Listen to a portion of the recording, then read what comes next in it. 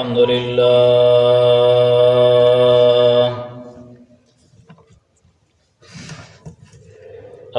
لله الذي أنزل على عبده الكتاب ولم يجعل له عوجا والصلاة والسلام على سيد الرسل وخاتم الأنبياء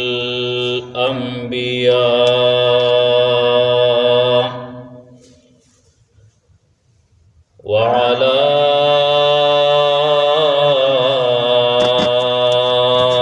آله وأصحابه الأتقياء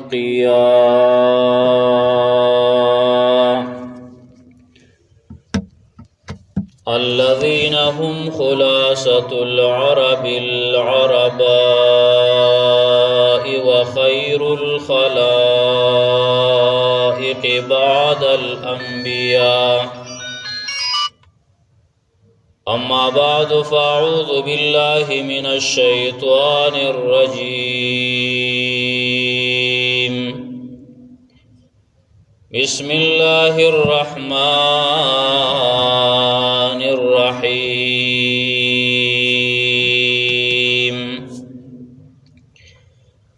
في بيوت أذن الله أن ترفع ويذكر فيها اسمه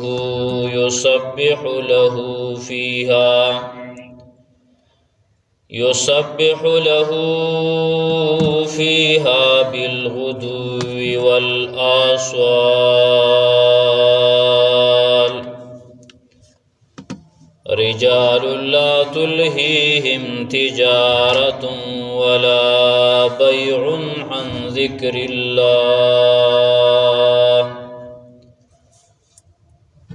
ذكر الله وإقام الصلاة وإيتاء الزكاة يخافون يوما تتقلب فيه القلوب والأبصار ليجزيهم الله أحسن ما عملوا ويزيدهم من فضله والله يرزق من يشاء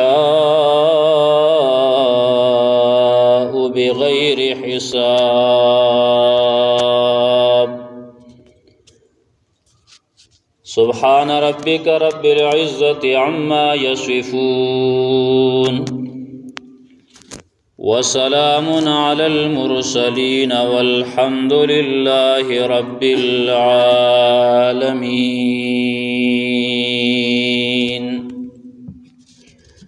درود شريف وي اللهم صل على محمد وعلى آل محمد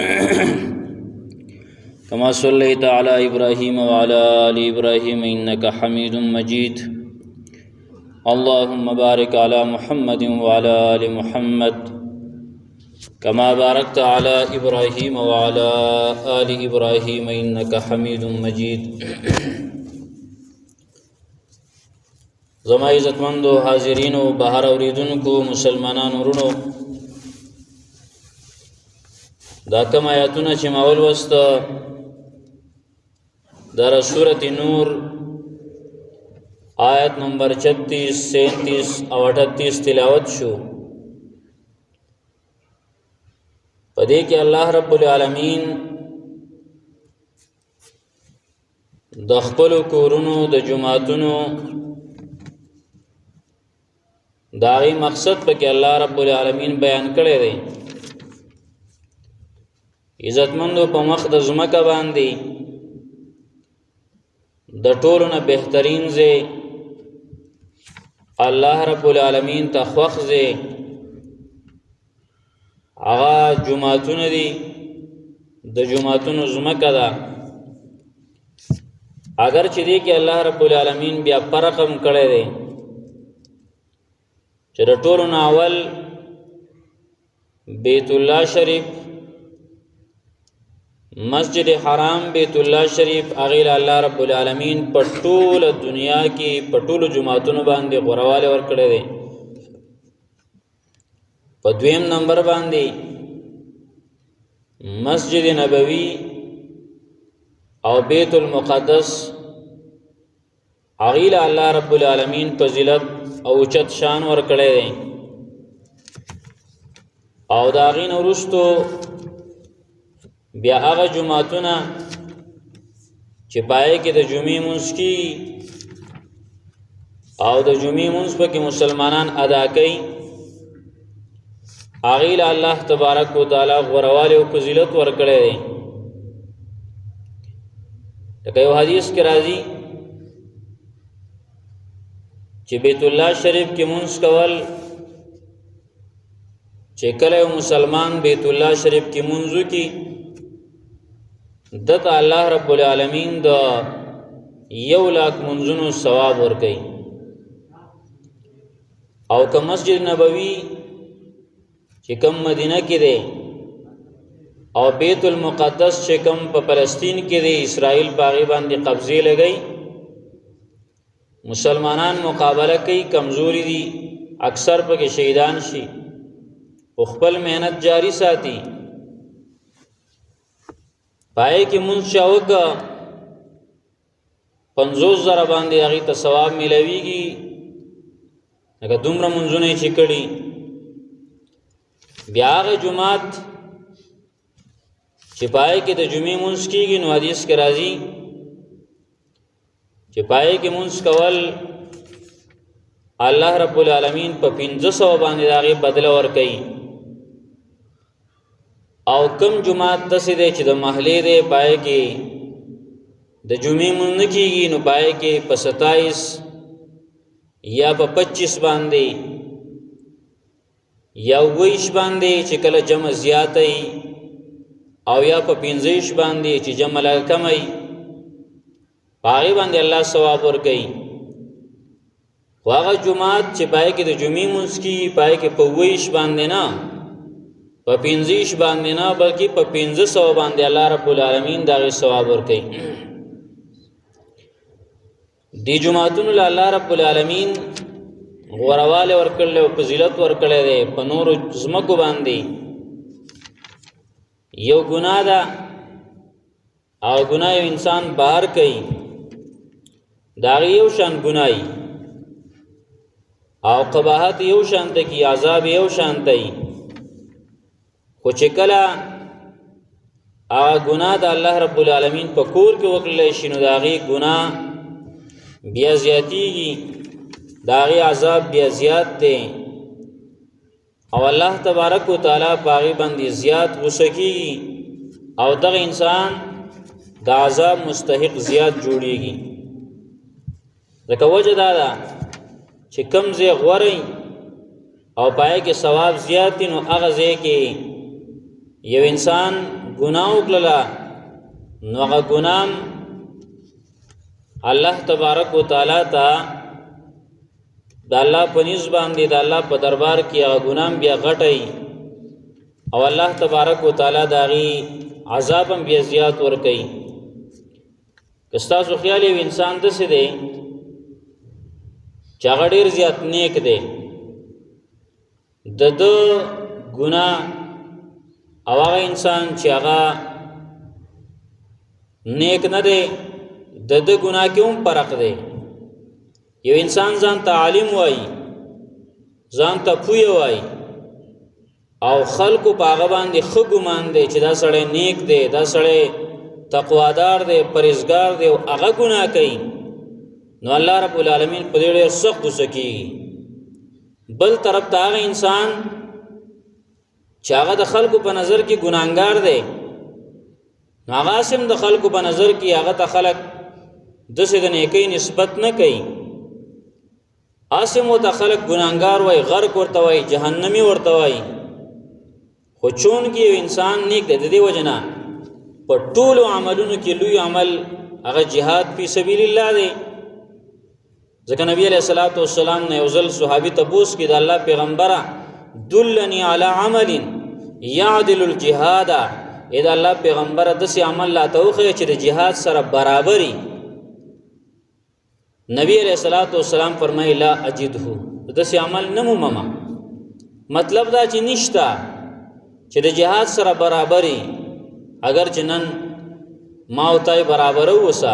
بلکې مونږ وایو د دینه په جهاد کې زیات ثواب دی. داسې عملونه مونږ راایستل دي پکې چې دې کې د جهاد نه زیات ثواب دی، دې کې د جهاد نه زیات ثواب دی، دې کې د خدا الله پیغمبر وای زه نه مومم. هغه بل څوک مومي هغه د خپل دین وای. نبی علیہ الصلوۃ والسلام وای زه نه مومم. نبی علیہ الصلوۃ والسلام دا غي باره کې دا څه مطلب می داو چې دغه جهاد څومره لوی عمل دی، خو چې چا به کې معمولی خپه وخویوله، لکه قرآن کریم کې راځي چې چا په دغه ورځ د جهاد باندې په میدان جهاد کې شاکله کافر وتا، په د باندې د الله غضب دی او سپکون کې عذاب به ورلا. دا ولی دا عمل دومره غټ دی چې په دې کې به توس کوتاهی نه کې. یو سړی جهاد نه لته دی خاصم جو ګناګار دی، و یو چې تلې دی آلته د نیکی کې شامل شوی دی او بیا دی آلته خلاف ورزي کوي، نو الله سپکون کې عذاب به ورلا ورکما. همیشه په سپکون کې عذاب کی چې د چا درجه څومره لوی ده. پیغمبر پاک صلی الله علیه وسلم تعالی وای څومره د الله حبیب دی او په ټول مخلوق کې د پیغمبر صلی الله علیه وسلم لوی درجه ده. خو الله ته اے پیغمبر لئن اشرکت لیحبطن عملک، پیغمبر که چرته تا شرک وکړه کنه ټول عمل به برباد کم، عمل به ختم کم. صحابه کرام دی یو جهاد تنیتل صرف یو لنور ار یو کې ځان شریک کړل، یو لنیتل او نبی علیہ الصلوۃ والسلام تدا الله حکم دی چې دې سره خبرې مکو. 50 ورځې ټول مسلمانان داغي سره خبرې نه کوي، هغه به ګرځیدل چې څوک سره خبرې وکي، څوک تیار نه و چې داغه سره خبرې وکي. ځکه د صحابه درجه ډېره اوچته و. د دې وجنا په مخ د زمکا چې د چام درجه اوچته ای هغه ډېر په احتیاط باندې قدم دی، داغه ګناه بم بیا غټای. نو دقه شان جمعات دی او دا جمعات او دیو جن ګور کستاسو خیالي قرآن گواه دی، احادیث گواه دی. په مخ د زمکه باندې چې کوم نیکانو خلکو چې هغه ډېر غټ نیکانو چې معمولی هغه یو ګناه کړل، هغه ګناهونه نور خلک هم کوي، خو چې هغه کړل الله دومره خپه شوی دی چې هغه انسان کله او تعالی سپی وای، مولا ته الله سپی ویلې دی، الله او ته ویلې دی، بل مولا او ته نه دی ویلې. قرآن کریم کې الله مولا ته سپی ویلې دی، قرآن کریم کې الله مولا ته خرم ویلې دی. ولی د درجه دومره اوچته وا، پکار د لداوا چې ردا سینه کوله، پکار د لداوا چې د قرآن او د حدیث موافق خپل ژوندۍ جوړه کړې وي. که نور چا کوله اسی پاغي باندې نوم د بيدینه دی، خو تاول کاو. نو الله وی کله الله په مثلوه کمثل الكلب، الله وی د مثال د سپی دی. کله الله وی کمثل الحمار يحمل اسفارا، د مثال د خر دی چې په خر باندې ډېر لوی کتابونه کېدا د لکو د کروڑو روپو کتابونه وته په شاکا. نو هغه شیخ القرآن او شیخ الحدیث نشي او هغه د سپایدا وانخلی. دغه شان عزتمندو کستاسو خیالي حدیث تاسو بار بار اوریدلې، اول چې جهنم تزي هغه درې کسان کوم نبی علیہ السلام ذکر کړلی، پای کې دا نشتا چې زناکار به اول جهنم تزي، غل به اول جهنم تزي، دوکمار به اول جهنم تزي، بلکې اول چې جهنم تزي الله مولا بزي، اول به جهنم ته مولا زي، اول به جهنم ته مجاهد زي، اول به جهنم ته هغه سخی او صدقه کون کې او خیرات کون کې زي. دا ډېر ناشنا خبرې دي. انسان دې تاسوس کې د پیغمبر صلی الله علیه وسلم دې خبر وتا ذکر دیو درجه ډېر اوچته وا. عالم الله راو وړي تا علم سره پارا کړو دی وای ستاره ځا الله دروغ دی وی تا خور دې لپاره نو تا خور دنیا د پارا کړو. خلک وي غټ مفتی صاحب دی غټ عالم دی مجاهد راو وړي تا jihad سره پارا کړو. الله ستاسو رضا لپاره لکه ضب ته دروغ وی تا خو چې خلک ما ته غټ مجاهد وای غټ کومندان وای غټ غازی راته وای او ډیر بهادر راته وای دې لپاره jihad کړو. صدقه کون کې او خیرات کون کې تر سره پارا کړو. ویمان د الله د رضا لپاره الله کذب ته دروغ وي تا خو دې لپاره چې خلک راته وای دا ډیر سخی دی او ډیر په یتیمانانو خپکیږي ډیر په غریبانو خپکیږي ډیر په مدارس باندې مال لګي تا خدا هر سره دې د پاره کول چې خلک را تخسړې وای نو عزتمندو چې رچا درجه او چته داغه عذاب هم بیا ډیر دی اکثر خلک وای کنه کته ته چرته وی وای مړه وای دا پلان کې چی کوي کوملا او کله خو څه خبره ده دا په دې معاشره کې مشو وای بیا د مولا نوم په پروت دی د مولا په نوم کار نه کیږي قسم دې د الله په ذات مې قسمی د مولا په نوم باندې صرف کار نه کیږي کنه دغه مولا اندیدات چې دغه الاول کې جهنم ته ځي دغه مولا دې چې الله ته سپې ویلې دغه مولا دې چې الله ته خر وای په دې نوم باندې نه کیږي بلکې ګناه هغه د هر چا ګناه ده ګناه چې څوک هم کوي هغه بیګری دی او ګناه کوي هم دی ګناهګار دی خو چې کم یو انسان د دیندار ښکاری خلکو ته دی وای زنیک یم خلکو ته دی د جنت ذمہواری ور کوي او خلکو ته دی بیان کوي خلکو ته دی دین خي او بیا دیم کوي نو د دو د عامي سړي په ګناه کې د ځمکه او د اسمان فرق دی دغه ګناه ډیره لوی ده د عامي ګناه په شان ګناه نه ده نو دغه شان د جمعاتونو ځمکه الله رب العالمین په نور ځمکو باندې غوړه کړی ده نو د جمعات په ځمکه باندې یو ناروا کار کول د الله رب العالمین ډیر زیات پدې شي دې وجنه په جمعاتونو کې بچ سکے جمعاتونه به د دنیوي کارونو لپاره نه خاص کې دا به د خپل کور په شان ته کې نه غني د دې تعظیم بکې د جمعات ادبونه یو دا دی رسول الله صلی الله علیه وسلم فرمایي جمعات تورزي جمعات تزي نو نبی علیہ الصلوۃ قرآن کریم کې الله رب العالمین قرآن کې الله وای خذو زینتکم عند کل مسجد چې خپل ډول ډال د هر جمعات په خوا کې دا ونه سي په دې باندې عمل وکي مطلب دا چې جمعات تزین او صفال الشه د سینا چې ته عربس د مونږ بو کما زین خلک کی ټول ورځ هغه کار کړي پټی کې یا نورا خپل کار کور کې یا چې کوم دنو مزدوری دیاړي او د اغه نه ځان مخ کې نه پارېږي چې رضا د جمعات د پر ځان تیار کما کچرته د بازار تزي ويره پاکي کپڑے واغوندما او دارنګي خو یختوینځي کده بل چرته او دفتر مفتر تزي خپل یختوینځي او جمعات ته جزي ځان یو کپڑا مپلا چرته جیب کې وسره خیرن رومیال چې هغه ټول مری پای کې بلغم توکلی هغه په سر باندې وتړي او دارنګي جمعات کې په مانځ باندې ودرېږي او جمعات تر رواني نو دا بے انصافی ده الله رب العالمین فرمایي چې خپل ډول ډالو نه سي جمعات ته راځي شرعي موافق ځان خيسته کا ځان برابر کا خيسته مزیدار چې کوم دنو لباس او دارنګ نبی علیہ الصلوۃ والسلام فرمایي بدبودار شی به جمعات ته نه راوړي او خصوصا نبی علیہ الصلوۃ والسلام ویلي پیاز بنه خوري اوګه بنه خوري ځکه دا بدبودار شیزونه دي په دین او قیاس کوا چې څومره بدبودار شیزونه دي کستا بدن خوله شوی دی هغه ټیم کې متا لاول خپل بدن صفا ک بیا راځه تیر پر چې منګزارو ته تکلیف نه در جمعات په ادبونو کې اولانې ادب دی دویم ادب ته جمعات په آدابو کې دا دی چې په کار دار 14 د کور نه وکی او 10 د کور نه وکی ځکه نبی علیہ الصلوۃ والسلام چا فضیلت وای چې په یو قدم باندې کم ثوابونه ملاویږي یو قدم باندې پای کې دا دی چې د کور کې او 10 وکاو بیا روان شو جمعات ته اگر چې جمعات کې مودس کې نو سم مثلا نشته عذر دیتا تا خو چون کې ثواب بزیات ملاویږي په دې بل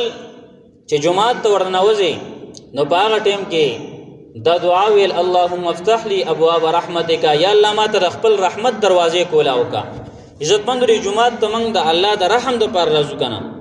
د الله د رحم د پاره چې الله په موږ باندې رحم وکي او دی جمعات ته جرازونه الله موږ ته د رحمت دروازې کولاو کا په مانځ باندې چې کوم د الله رحم ملاويږي په تلاوت باندې په ذکر او اذکار باندې په نور اعمال باندې هغه الله موږ لرا کداغي دروازې را ته کولاو کا بیا چې جمعات ته دن دراشي نو جمعات کې دنیاوی خبرونه مکمل پرهیز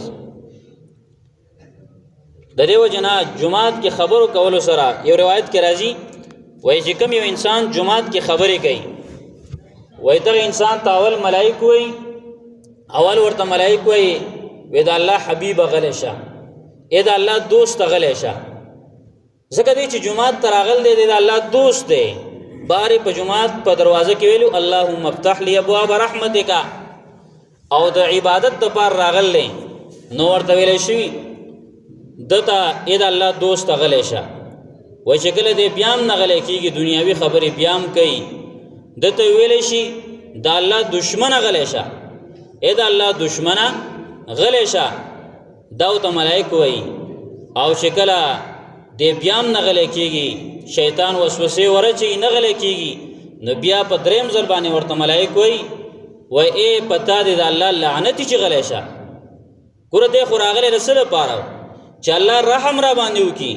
الله د رحمت دروازې راته کوله وکړه. خو ملایکو ته څه وایي؟ وایي پتا دې د الله لعنتي د الله د رحمت نه ډېر لرې شي. لعنت دې ته ویلی کېږي چې د الله د رحمت نه ډېر لرې شي. پتا دې چې ته غلی شه، ته ولې جومات کې دنیاوي خبرې کوې؟ د دې وجې نه عزتمندو نبي علیه الصلاۃ والسلام فرمایي یو سړی په جومات کې د ورک شوي شي اعلان وکړي. ګوره مسله علما ذکر کوي، مسله داره که چانه جومات کې دنده یو شی ورک شوی دی بیا اعلان کولی شي جومات کې دنده ته ورک شه. خو چې د دنه شیز بهر ورک شوی دی او دی راځي په جومات کې اعلان کوي، نو د دې باره کې نبي علیه الصلاۃ والسلام یو دعا ښودله، او دا به وایي در پیغمبر صلی الله علیه وسلم موږ ته دا طریقې ښودلې. وایي چې کله په جومات کې څوک د ورک شوي شي اعلان کوي، نو تاسو ورته وایي چې لا ردها الله الیک، الله دې دا شی در بیا نه موندی کړي. در پیغمبر صلی الله علیه وسلم ښودل دي. ګورئ نو دې وجې نه دقه د هغې ته ویل دي چې الله دې تا ته دا شیز در بیا نه موندی کړي. او نبی علیه الصلاۃ والسلام فرمایي یو کس په دنیا په جومات کې د اخیستل خرڅول کوي، د تجارت کوي، ځان له سره راوړي. اکثر په دې بازارونو په دې جوماتونو کې هغه مسواکونه او عطر مطر هغه راوړي په دې جومات کې. نبی علیہ الصلوۃ والسلام فرمایي داسې کس ته به وایي چې الله دې صله ستا په دې تجارت کې ګټه او در نه کړي. نبی علیہ السلام رحمت للعالمین دی، خو نبی علیہ الصلوۃ والسلام په دې دومره غوسه کېږي چې جومات کې دنیاوي کار کول. دې وجه نه صاحب ابن یزید رضی الله تعالی عنہ فرمایي دا صحابي دی. و یو ځل عمر ابن الخطاب رضی الله تعالی عنہ هغه داسې زه جومات کې وینا سومه، عمر رضی الله تعالی عنہ د شاته نه داسې ګټۍ راویشتله. وایي ما چې وکتل ګټۍ داسې ویشتی شوه زما راشه، وایي ما داسې وکتل نو په دې کې امیر المؤمنین عمر رضی الله تعالی عنہ وایي ما ته ویې چې لاړ شو هغه ګوټ کې یو دوه کسان ناست دي او دا چې کوم دا نو هغه دنیاوي خبرې کوي او دا زما خواله راواله. مشر و که نه خلیفه و امیر المؤمنین و بی اسلاک مربع میل باندې دغه حکومت دی. بیا ما له دا راوله. صاحب ابن یزید رضی الله تعالی عنہ فرمایي وایي زه لاړم هغه دوه کسانو ته مې ویل چې تاسو امیر المؤمنین غواړي راشئ. بیا دا چې راله عمر رضی الله تعالی عنہ ورته ویل وایي تاسو د کوم ځای؟ وایي هغې وایي چې موږ د طایف یو. بیا عمر مسجد نبوي کې دا واقع راغلی وه. بیا هغې ویل چې موږ د طایف یو. وایي عمر رضی الله تعالی عنہ ورته وی که تاسو میلمانه نه وئ، تاسو میلمانه یې چون کې ځکه تاسو نه که میلمانه نه وئ ما به تاسو له داسې عذاب سزا درکړې وې، داسې سزا چې نورو خلکو به د هغې نه عبرت اخیستی وي. د دې وجې نه عزتمندو جومات کې دنیاوي خبر د دې مکمل پرهیز، هغه خبره چې هغه ډېره زیاته ضروري ده د هغې نه بغیر. ځینې خلک په دې جومات د دې وجې نه عزتمندو په جومات کې دیني خبرې هم دي، دا به په عامو حالت اوس ګوره چون کې دا یو ترتیب دی او دارنګې د هغې بیان ته بره ټول ناست دي. خو چې مثال په طور باندې ځینې خلک هغه منځونو کې مشغول دي او تراشي او تلاوت په زوره کې د دین هم منع راغله. نو چې د دین خبرې په زوره د دې وجې نه په جومات کې منع دي چې نورو خلکو تلاوت خراب نشي، د نورو خلکو منځ خراب نشي، د نورو خلکو اعمال خراب نشي، نو دنیاوي خبرې هغه به څنګه بیا نه یې منع. د دې وجې نه سلام څومره لوی فضیلت لري. سلام نبی علیہ السلام فرمایي محبت په دې سره پیدا کېږي. خو دغه سلام هم چې جومات ته راځي علما ذکر کوي وایي سلام به څنګه کې چې جومات ته راشي هغه ګیټ کې راننوځي السلام علیکم داسې به وایي نه وي. جومات ته راغلی و به ګوري څوک تلاوت کوي هغه باندې سلام مه کوه، څوک مونځ کوي په هغه سلام مه کوه، یو کس اسې ناست دی غلی د هغه خواله راشه هغه سره یې السلام علیکم ښه په قلاره ووایه په نورو خلکو به مونځ نه ګډوډئ د نورو خلکو مونځ به نه خرابې نو چې سلام ممنوع نو ستا د ټلیفون خبرو د وجې نه به لږ خلک چې تا ته رنګ راشي او دارنګې ته په چغه باندې اوهو پلانکۍ خبره او داسې چلو په مانځه به جومات کې یم بنې که پسې مه کوه دا خبرې هغه ټایم کې بند که بار ته وځه د جومات د ګیټ نه بیا خبرې کوه او بیا ماشاءالله موږ په قلاره خبرې هم نشو کولی که نه چې کله رنګ راشي نو بالکل چې کوم دی که څوک تلاوت کي د هغه تلاوت خراب که څوک په مانځه باندې ولاړي نه پلکۍ هغه مونځ خراب څوک ځان له ذکر او اذکار شروع کړي د هغه توجه هغه طرف ته ورګرځي او دی په چغه باندې لګیایي د دې وجې نه عزتمندو جومات ته چې راځئ مکمل موبایل بندوئ چا نه پاتې شي انسان دی که نه خطایي خو کېږي پاتې شي څوک د ته رنګ وکړي نو چوتوئ مه بلکې بنې که پسې چې ته چوت کې هغه سره خبرې کې نو دا جومات دی د جومات او د کور او د بازار فرق پکې د جومات د آداب و خیال بساتي جومات کې دا کارونه کول پکار نه دي دا د الله د رحمت ځای دی د الله د رحم ځای دی د رحمت دروازې به تا ته کولاوي په دې کې هغه کار مه کوه چې د الله د لعنت مستحق جوړ شي د دې وجې نه عزتمندو د دې خبرو خیال ساتل الله رب العالمین فرمایي فی بیوت اذن الله فی بیوت د کورونو بارکې د جوماتونو بارکې اذن الله حکم کړی دی الله تعالی ان ترفع چې دا دی اوچت کړلی شي یعنی په دې کې د الله تعالی ذکر وکړلی شي دواړه مطلبونه دي چې ظاهري آبادي دې هم وشي او دارنګې د دې کې د اعمال هم وکړلی شي په اعمالو دې موچت شي نو په درې آبادي دې موچته شي آبادي دې هم برابر شي جومات کې ګوره چې راځه کوم ځای کې صرف بلب خراب دی باتروم چې کم دنو هغه څخه دی بل څه کار دی دا بولې څوک کوي هر مسلمان له پکار دی چې دې جومات ته راځي او جومات کې ګن پروتي یو شی بل شی نو پکار دی چې دې د هغه چې کم دنو صفا کوي دا د هر مسلمان ذمہواری ده او هر چا ته پته ده دې کې هر مشر ته هر کشر ته بیا زمونږ په دې جومات کې یا په بل جومات کې په هغې دپاره موږ یو داسې نوکر هم نه نیولی